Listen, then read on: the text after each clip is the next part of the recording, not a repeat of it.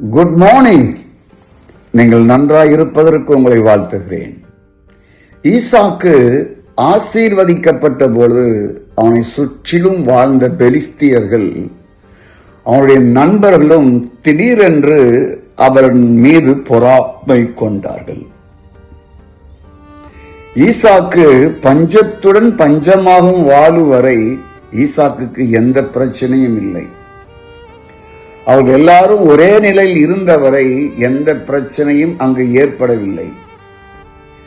ஆனால் எல்லாரை விட ஒரு புதிய உயரத்தை ஈசாக்கு தொட்டபோது, அவன் தன்னுடைய ஆசீர்வாதங்களை உடுத்திக் கொண்ட போது பெலிஸ்தியர்கள் ஈசாக்கை பகைத்தனர் என்று வேதம் சொல்லுகிறது.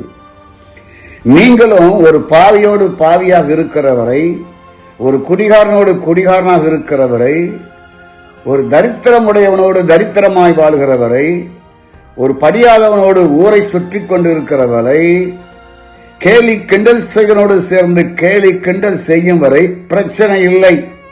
நீங்கள் ஆவின் மனிதனாக புதிய மனிதனாக வாழ்ந்து பாருங்கள். சந்தோஷப்பட மாட்டான், வயிறு எரிந்து கோமா நிலைக்கு போவான்.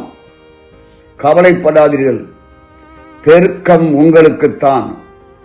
உங்களுடைய வாழ்க்கையில் நீங்கள் கவனித்திருக்க வேண்டியவை மற்றதை விட நீங்கள் முன்னேறி மேலே செல்லும் பொழுது உங்களை சுற்றிலும் உள்ள குடும்பங்கள், உங்களை சுற்றிலும் உள்ளவர்கள் உங்களோடு சேர்ந்து கொண்டாட மாட்டார்கள், உங்கள் மீது பொறாமை கொள்வார்கள். ஆனால் அதற்காக மற்றவருடைய பொறாமையை உங்களை பின்னுக்கு இழுக்கும்படி இடம் கொடுக்காதீர்கள். பொறாமைக்காரன் சொந்தக்காரனாக இருக்கலாம், எவராக இருக்கலாம், சாதாரண நிலையில் வாழும்படி உங்களை நீங்கள் அனுமதிக்காதீர்கள். நாளை சந்திப்போமா? God bless you.